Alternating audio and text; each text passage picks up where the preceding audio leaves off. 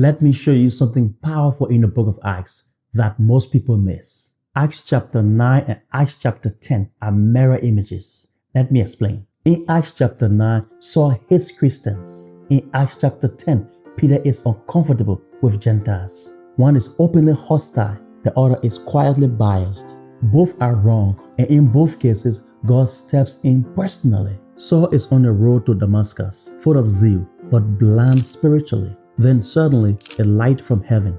Jesus interrupts his journey, blinds his physical eyes to open his spiritual ones. At the same time, God speaks to Ananias, "Go, for he is a chosen vessel unto me." Now notice, God is working both sides, breaking hatred with Saul and releasing mercy with Ananias. Now go to Acts chapter 10. Peter is praying on a rooftop, hungry, waiting, and God gives him a vision of all manner of four-footed beasts of the earth. "Rise, Peter, kill and eat." Peter resists. "Not so, Lord, for I have never eaten anything that is common or unclean," thinking it was about food, but later realizes it was never about food. It was about people. Now, watch the parallel. In Acts 9, God speaks to Saul and Ananias. In Acts 10, God speaks to Peter and Cornelius. In both chapters, God is managing both sides of the encounter. Because prejudice is so deep, God himself must intervene to remove it. And look at the results. Saul, a Jew, is baptized as a follower of Christ. Cornelius, a Gentile, is baptized.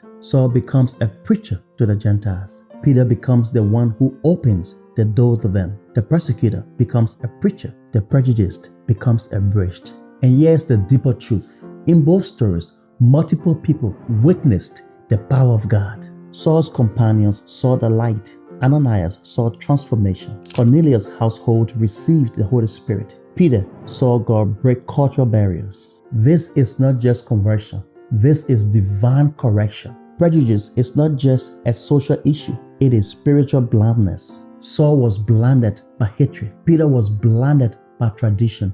Both needed divine revelation. Now catch this. God used the very people they resisted to open their eyes. For Saul, a Christian, Ananias. For Peter, a Gentile, Cornelius. So God is still doing today what he did in Acts 9 and 10. Interrupting mindsets, breaking biases, expanding grace and mercy. Here's the question. Is there anyone you've labored unclean, unreachable, unworthy?